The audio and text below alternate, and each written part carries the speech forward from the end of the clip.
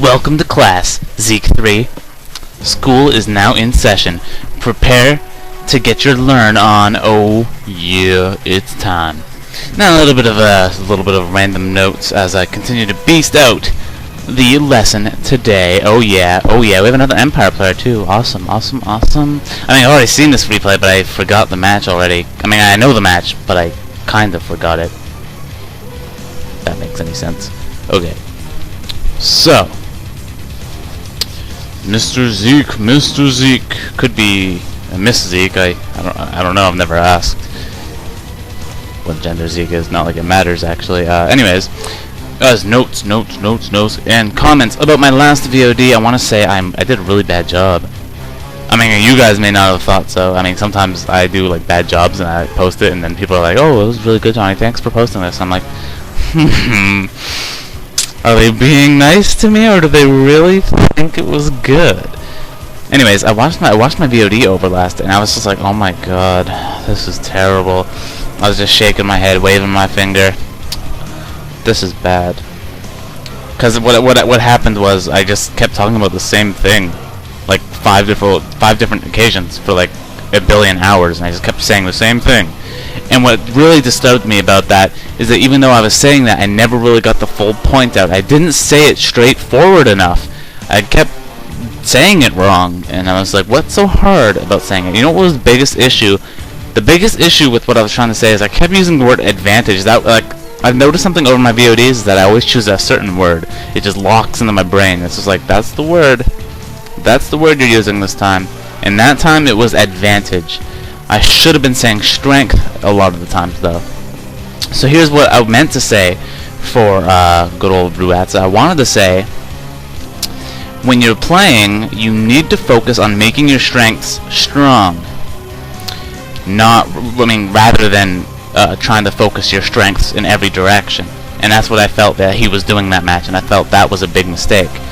As instead of having a very strong ground force, he ended up having a strong anti-air infantry force, while his opponent wasn't really focusing on either one of those. And but he did have he had a great setup to really make use of transitioning into a strong ground play, but he didn't really take that. He didn't really take that initiative, and ended up investing in the wrong areas. He really fed his opponent's strengths and really placed kindling in the fire of his opponents. That'll probably be the only time you'll ever hear me say the word kindling. Wait, no, I said it twice now. That'll be the first time you ever hear me say that as a term. So, let's get this started. Okay, now that I'm done talking about my epic fail mentor VOD that I posted, that I felt I did a terrible job on. I was like, oh my goodness. That was like unbearable. I swear my head was like gonna explode if I heard any more of it, but I bared through it and watched it all, and I'm like, you know what, I just felt I did a bad job. That's all. Hopefully I'll do a better one here. Hopefully I can satisfy my expectations of myself. Speaking of disappointments and expectations, I want to mention that I failed the literacy test. Awesome, right? So I just wanted to throw that out there. I just wanted to say I failed the literacy test, and it's not like the reason I bring this up is because I don't practice anything. That's one thing about me. I don't practice. I don't put effort at anything. It's there's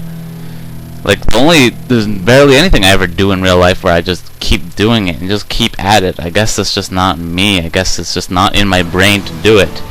It just doesn't seem to be there. Like, I have to be in the right mood.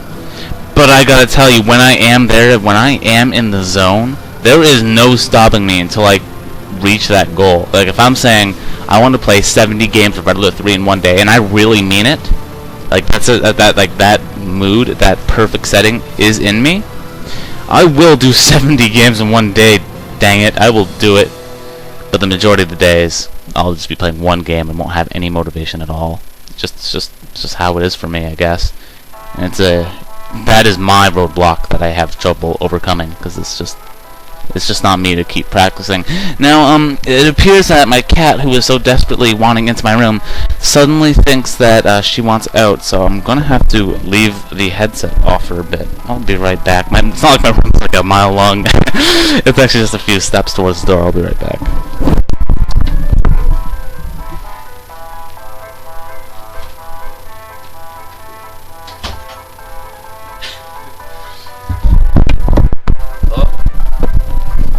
Almost, I had like the cord stepped on. If I would have yanked it hard enough, it probably would have broke again.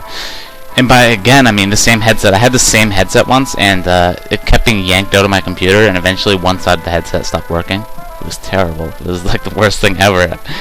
I mean, like, listening to music from one side of the ear sounds terrifyingly bad, and it was horrifyingly bad. Don't know why I said terrifying, but it was terrible. But you know what? After about 5 months of listening to music through one side of your ear, you actually begin to get used to it. You finally just give in. You know, it takes so long to give into it, but eventually it's just like, all right, I can bear one-sided music. You like miss half the beats of the song, but you can still hear it from the other side. I gotta say that it was great when I did get the replacement headset, and I did get to hear music full like I am right now. Oh yeah, both sides of the headset working. And actually, as we continue to not do anything related to the match, and we just continue to have just a nice talk, it's just like, who needs mentoring? Who needs a commentary? We're just gonna have a talk show with Johnny. It's gonna be like a radio show. All right. Enough about this. Enough about me. It's been like 10 minutes of me talking. I try to avoid that, actually. That was one thing I often tell myself. I'm like, okay, Johnny, try to remember. Don't talk for an hour before the match goes, and don't talk for an hour after the match ends. And I always talk for ages. But you know, technically commentary basically is just talking, isn't it? I mean, that's what to do. The opponent, our Cyan Empire player is starting with 3 dojos, and he is starting off with a power plant and 2 refineries. You know, very, very unrealistic start. I mean, who starts with 2 refineries? I mean, in this day and age, everyone starts with 1 refinery, and that's just how things work. And no, I'm just kidding. Anyways, as I have seen the situation about 3 times now after like watching this replay a trillion times, I have to say that Zeke3, this is an upsetting error. Not necessarily your fault. I'm just saying that this is just upsettingly upsetting. This could have came up faster, but you weren't aware of the bear there right away. So I suggest if you want to avoid that from happening again, maybe hotkey this dojo in this position. Maybe do that. Wouldn't be too bad. Wouldn't be too bad at all. And the reason I say that is because when you have hotkeys, you can double click. You can be like, you can double tap it. So you can be like, okay, refinery, you know, refinery F, then 2-2, and then instantly you're over at that dojo, and you're like, okay, kill the bear, then place. Stuff like that, you know, just have the hotkeys there so you can double tap. Make sure you're aware, and you don't want to have any sort of delays at all, ever, in a match. And one of the biggest issues going on right now is that you're not scouting to the even slightest bit. There is no scouting going on. Zero scouting. You have no idea what your opponent's doing. For all you know, your opponent's just massing sickles, and then you're just going to walk into a giant sickle trap.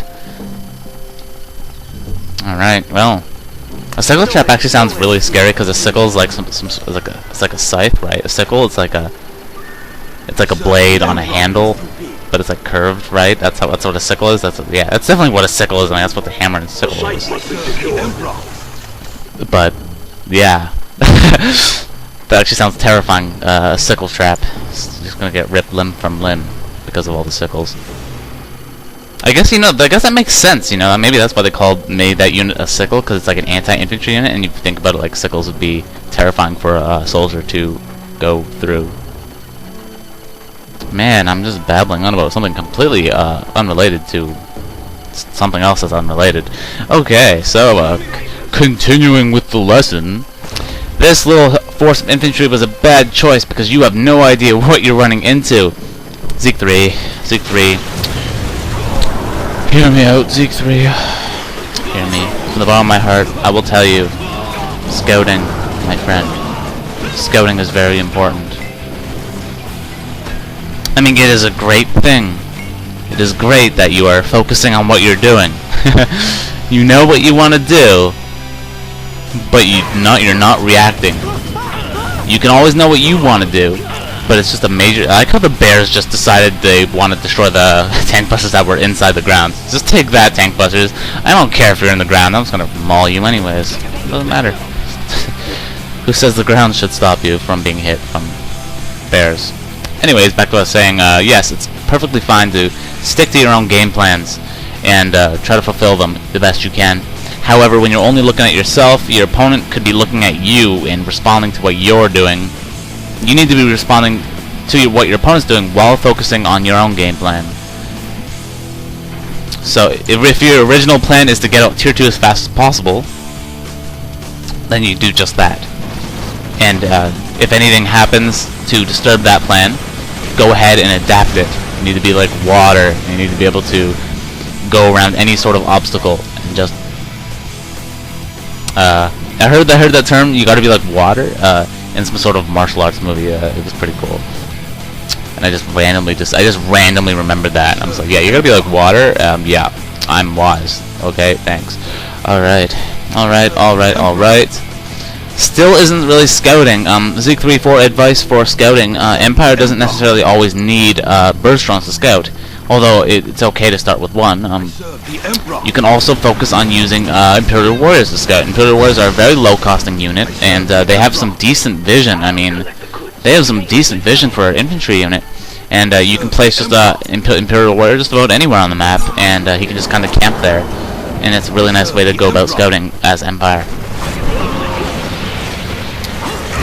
And nice suicide of the Tengus. I hope that was your intention. But it looks like slowly you were managing to destroy these soldiers. Now the Tesla Troopers are pretty good at destroying Imperial Warriors one at a time. And it looks like this Tier 2 dojo, I don't think it was led on by anything.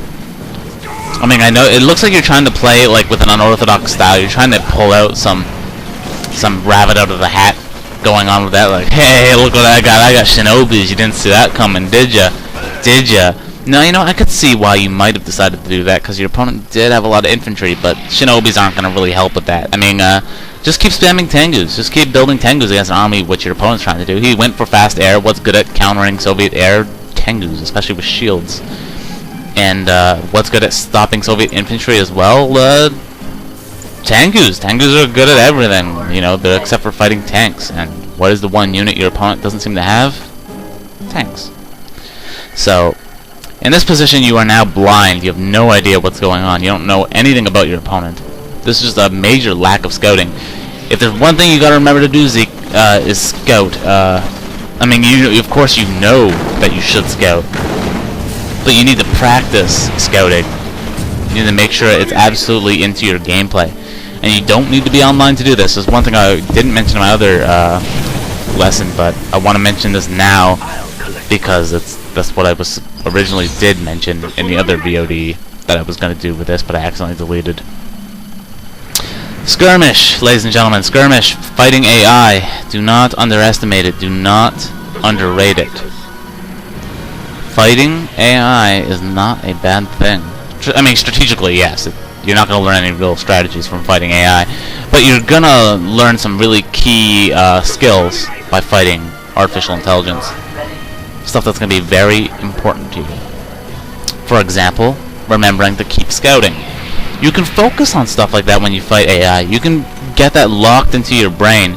In fact, back in the day, when I was playing Empire, I struggled to build my walls early on. You know, I struggled to build my walls with my build order. And I went into Skirmish and just played a couple free-for-all matches with AI and just said, okay, I'm going to constantly remember to build these Empire walls. And eventually I did end up building them, and I didn't forget anymore. And it really helped. You know, I really enjoyed doing that. And that's something you don't need to go online to do. You can learn that anywhere. You can fight the easiest AI in the game, and you can learn from that. You can fight against nothing and learn that, actually. So even you can go into skirmish. I mean, especially if you're a player who's kind of nervous going online. Personally, I feel more comfortable playing in skirmish matches. I do. That's me. I feel more comfortable. And I think during skirmish matches as well, you can focus on throwing out some scout units in there. I mean, even though you may already know what your opponent's doing, it's still good to throw out those scout units. Throw them around the map. Just be like, okay, Imperial Warrior, go here. This is a nice spot. You can place anything around anywhere. You can put a burst drone here. You can put a burst drone over here. You know, it's just it's all up to you what you do with your scouts and what you want to accomplish with them. But not all the time counter game. You know, a lot of people say this idea of scout and counter, scout and counter, scout and counter, as if the game is just like a large game of many rock paper scissors action. But it's not true. It's not true. Except for like maybe like absolutely obvious counters, like when your opponent goes Tengus and there's no way to lift them in the air, tanks are going to destroy them. No, it's not necessarily that tanks counter Tengus, it's that tanks are effective against that type of unit because the unit has that kind of armor. You gotta throw the like one thing I've learned from a different commentator named Day9. He was awesome commentary and really good at that kind of stuff for StarCraft 2. And like that guy is like my idol. I was like, man, if there was any commentator I'd love to be like, it'd be like him. That guy's the man. I freaking love Day9. He's the greatest. Anyways, he was saying he's always talking about he always laughs at the idea of, oh, this counters this, or you know, Mutalisk counters Marine, stuff like that. I mean, I'm pretty sure Mutalisk still counter Marines, but I'm not that much of an expert on StarCraft 2. I don't really know much about that. Anyways, it's not about StarCraft 2.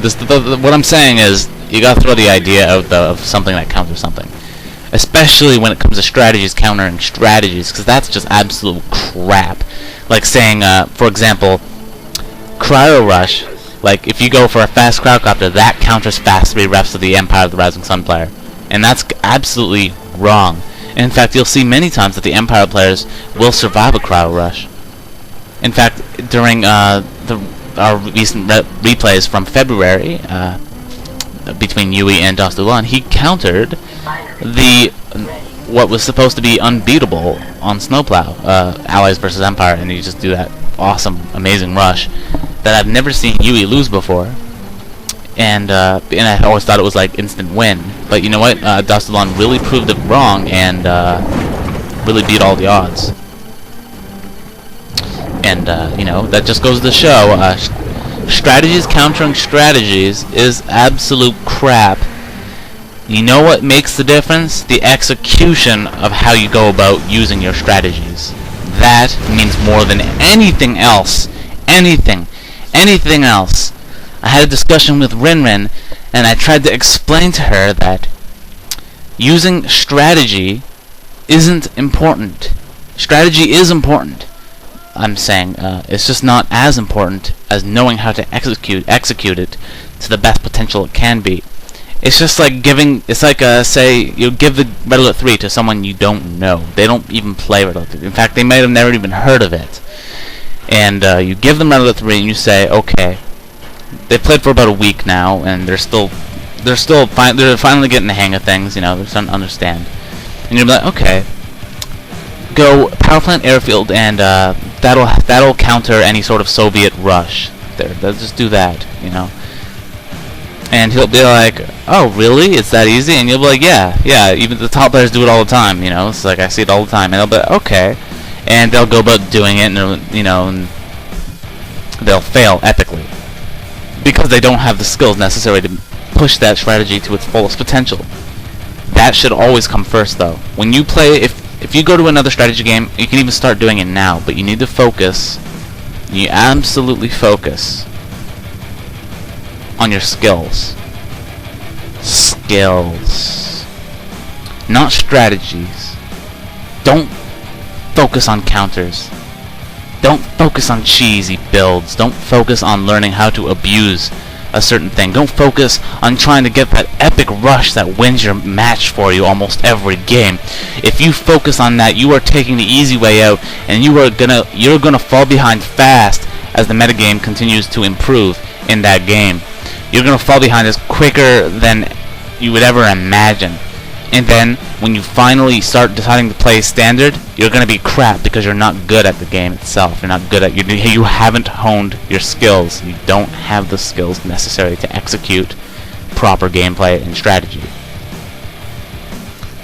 That is what practice does, though. That is what practice helps you with. And what I mean by strategies is like hotkeys, awareness, APM. APM doesn't necessarily make a huge difference, but APM is a nice show that you're constantly being active with something, even if it's just spamming groups.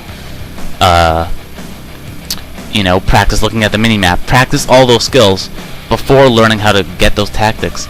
The best example of this working is when I played StarCraft 2. I played the beta of StarCraft 2, and I didn't play online. In fact, my internet connection died out one day, and I couldn't play Red Alert 3 anymore, but I could, and I guess I did practice Red Alert 3 offline a bit. I wouldn't say that necessarily helped me, but in StarCraft 2 there was a big difference. There's something. This is when I learned this. I realized that skirmish play and just playing single player and honing these skills is way more important than learning tactics. I fought AI that was almost on comparison of easy AI in StarCraft 2, and you got to think easy AI. What's that going to teach you? I was strategically dumb in that game. I was so bad at countering cheese. I was so bad at any of that sort of thing.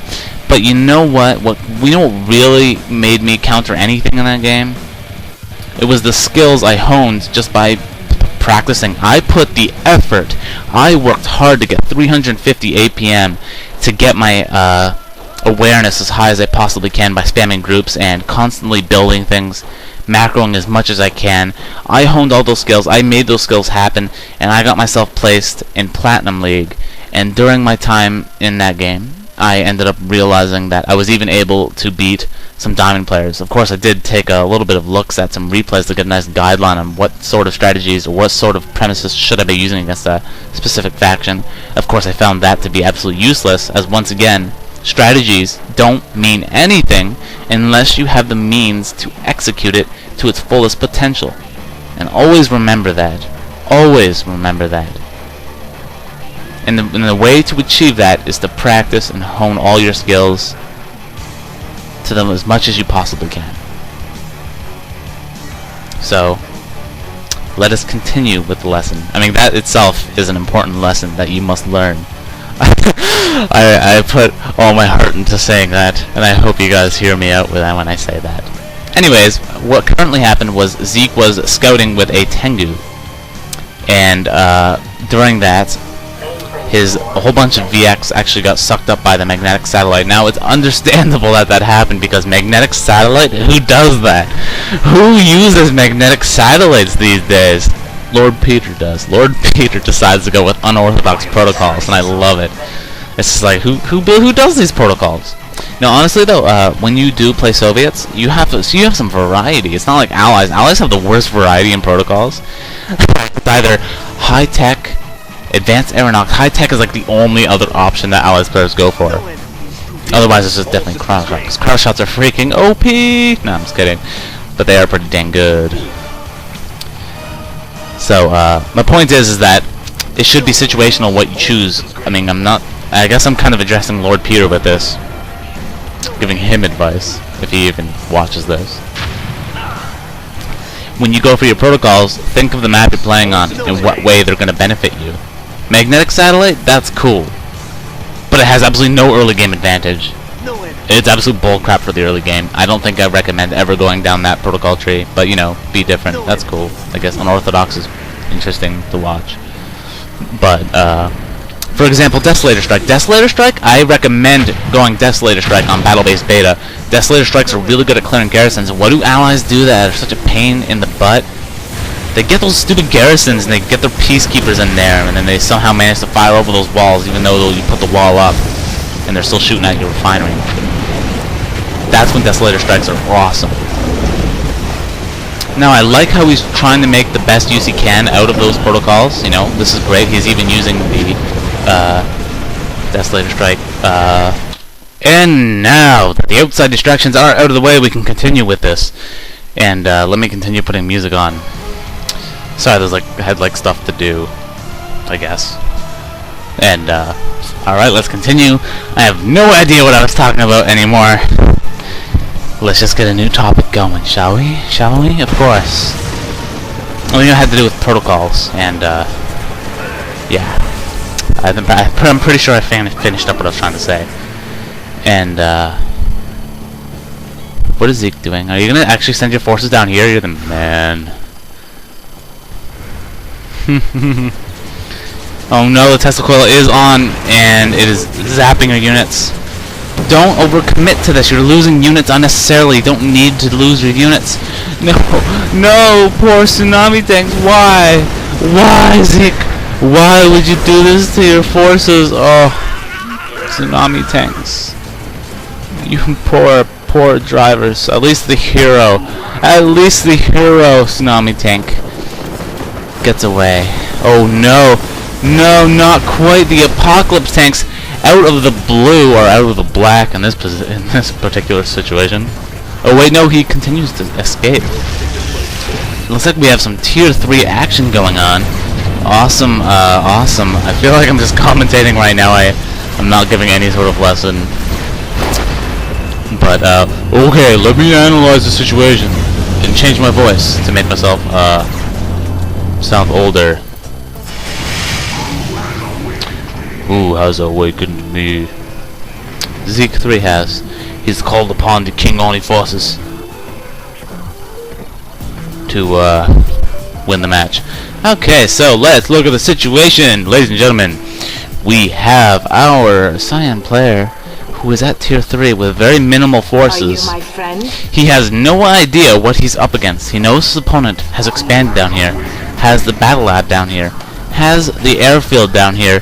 His entire focus definitely should be focusing down here. It's the best way to go. Now, it seems like he's lost a couple units unnecessarily. That was upsetting to see.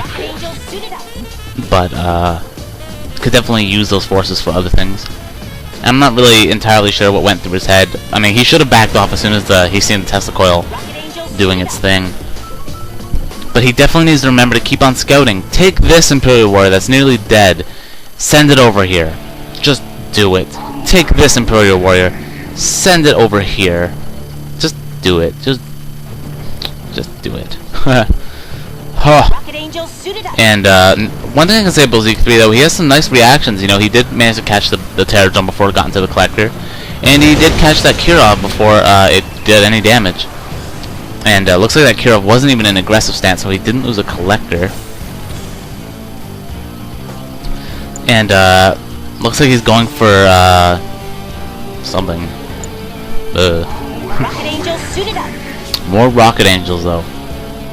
I always liked Rocket Angels. I thought Rocket Angels were a very underused unit for such a very valuable unit. They don't even cost that much. They cost about 100 more than a Mecha Tengu, and they're actually better at taking out. They can actually go head to head against MiGs and win. So take that, MiGs. I actually kind of think Rocket Angels might actually be a little bit OP, considering how effective they are.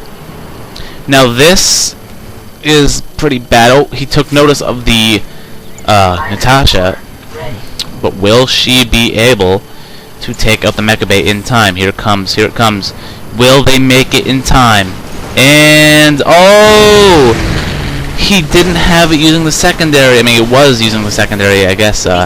It just didn't use it fast enough. Now, one thing I like about Rocket Angels is that they're good at taking out bullfrogs and twin blades. They're really good at doing that. You have you have a couple bullfrogs with twin blades. All your Rocket Angels can stun them, and then the rest of the Rocket Angels can just take care of those stunned bullfrogs. Those bullfrogs, it's not even like it's even more effective than a Terror Drone stasis ray. You can actually, the unit itself gets entirely shut down. That it can't even fire back while it's being held still. And that's another great advantage to the Rocket Angel. The Rocket Angels are also very effective at stopping Terror Drones. they're also good at stopping basically anything because they have their awesome secondary. And it looks like the MCV of Lord Peter has been destroyed. That'll help with preventing magnetic satellites. You only wish that MCV was destroyed faster. Now needs a retreat before that happens. That magnetic satellite was so devastating. But who knows? Oh crap! Look at all the apocalypse tanks. You didn't see that coming. Zeke3, I think the biggest problem with this match was you weren't scouting. You just weren't scouting. And I think that was the main issue that happened here. I think that definitely was the topic right now. That is something you definitely need to work on. Make sure you're constantly knowing what your opponent's trying to do, what he's trying to accomplish.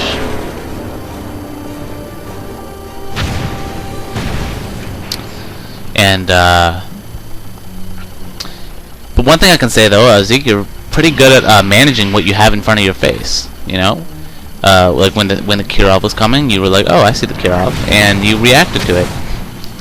And when Natasha came by, you reacted fairly quickly. And when the Terradrone came from up here, and took your collector, you seen it coming. It was great. Really nice reactions. Really good indeed. However, unfortunately, you couldn't use that reaction skill to react to anything else because you weren't scouting. And that's definitely something you can definitely work on. And looks like using Yuriko to take down some of these vehicles, which is good. Yuriko is very good at taking down basically anything that moves. And will Zeke be able to hold this off? And looks like he will. Oh wait, no, a bear slipping in, and the bear barely makes it in. The bear barely makes it in. Looks like that bear's like upside down, running on the ground. That was pretty weird looking. Disengage.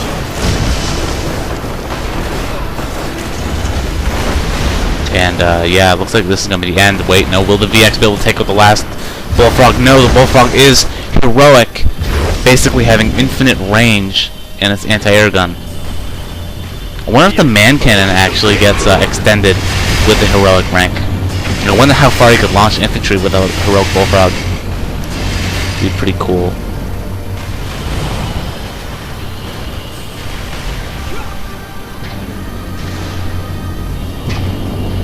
And take that collector, I guess. And looks like Lord Peter rebuilt the MCV and will lift that MCV into space.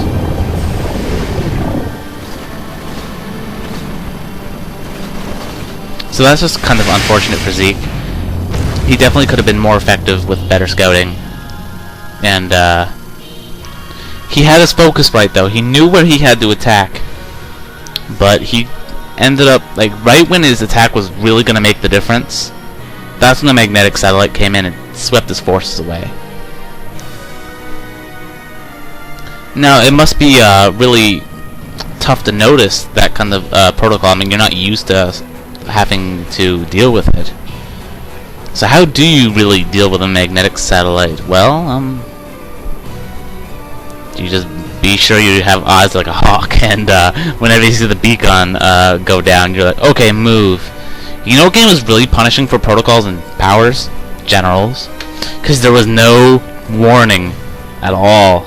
It was great. I mean, like, it just happened. You're like, I have a nice force of Humvees. I want to go look back at my base, built a supply drop zone. You look back, and there's a big Chinese bomber, nuke bomber, too. Just wipes out your entire army of Humvees. You're just like, crap, because you didn't know it was coming at all. Not really 3, though. You can see the beacon, and I guess what I'm really getting at is having good awareness really helps out with that. You need to be able to move as fast as you see it. So I think you definitely would have gotten a major advantage if you did take out all that base without losing those units. Definitely would have been interesting to see how it would have unraveled. Not losing Yuriko to the Tesla coil would have been a big help too. it seems that the Tesla coil really gave you trouble. You need to often keep making sure you're looking at that Tesla coil charging. You need to see that, and when you do, you need to move your forces away from that. Don't just decide you want to take shots from it, because those things are deadly. And another thing is you also got to look at where your opponent's strengths are. And remember, I've been talking about this a lot, but you need to constantly know where your opponent's strengths are. And of course, that can definitely happen through scouting. So where was Lord Peter's strengths? Well, Lord Peter was definitely going for ground army, trying to go for, he was trying to gain just a tech game advantage with Tier 3. That seemed to be his overall plan. You know, he had Kirovs, he had Dreadnoughts, he had Apocalypse tanks and V4s, mainly Apocalypse tanks. And you had the right combinations going down. You had the right ideas, Zeke, and I think you were doing really well. But it's, you know, it's, as I've been saying, you gotta hone those skills so you can execute those strategies to their fullest potential, and that only can come with practice and hard effort. And as I've said before in recent comments on my topic, hard effort. You gain what you give.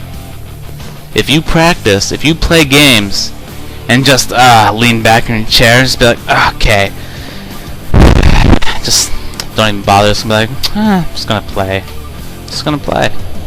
Just lean back and just chill.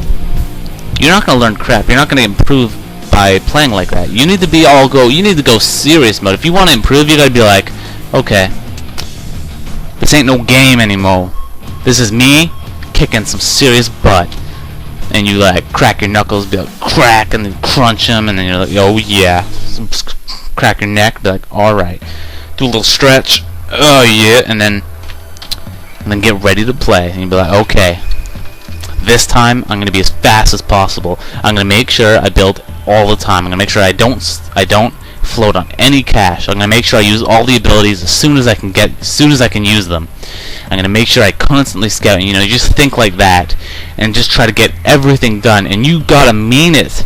You gotta mean it. And the more you mean it, and the more you want it, the more you're gonna gain, because you're giving as much as you possibly can. And that's what it's all about. That is what it's all about. I mean, it's just a video game. Many people will say it's just a video game. You don't have to put that much effort. Video games are for fun. And that is true. Video games are for fun. But when you say to yourself, I want to get better at the game, you're going to have to start taking it a slight bit more serious and start playing it a bit more seriously altogether. Play a bit more. Because you know, a lot of people just give you short, easy way outs, and you know, people will often just say, you know, oh yeah, you want to be good at running the 3, huh? Well, you know, just practice a lot. You know, put in about 30 games a day, and you know, play auto match. You know, just do stuff like that. You know, you'll be good. You'll be good in no time. You'll be good in no time. And that's terrible. That's terrible advice. I mean, it's okay. I mean, like, that's basically how it works, but it's not good enough. It's not what the player really needs to hear. The player also needs to know that he can do it. You gotta be like, you can become good, but you need to be willing to put the effort, and you need to be able to take the loss if it happens. You need to be able to say, it was my fault I lost. Not that Empire is OP, or stuff like that. You don't say that, you say, I could have done this better. I could have microed better. I could have timed my push better with what I was doing. So, effort, want, desire. You gotta have that. You gotta really want that. Because if you don't, if you just play 30 games in one day, and every single time you played those matches, you just chilled on your chair or whatever, and just played, and you weren't trying harder than normal, you're not going to get anywhere. You're not going to see any improvement. In fact, you'll find more improvement by playing 5 games a day as hard as you possibly can against an easy AI than you'll find the more that'll improve you more than playing 50 games a day, not even trying or putting any sort of effort into beating players. True dat. That is true. I don't care what anybody says. It's true. Remember the term. You will gain what you give. Remember that. Because it's absolutely true. So, I hope you learned something from this, Zeke, and anybody else who's watched this. Sorry about the random interruption during the middle of it. Shouldn't be too bad. And that will be the end of this mentor session. Be sure, anybody else, if you want more advice, if you want advice of any sort, want any questions answered, I am here. I will answer it from deep down in my heart, and I'll try not to make things too complicated. Like, VX is very effective against anything. And I'm not gonna be like lots of things. All right, I'm out of here. No more delaying. No more. Goodbye, everybody. See you next time, I guess. Tell your friends about me. Yes.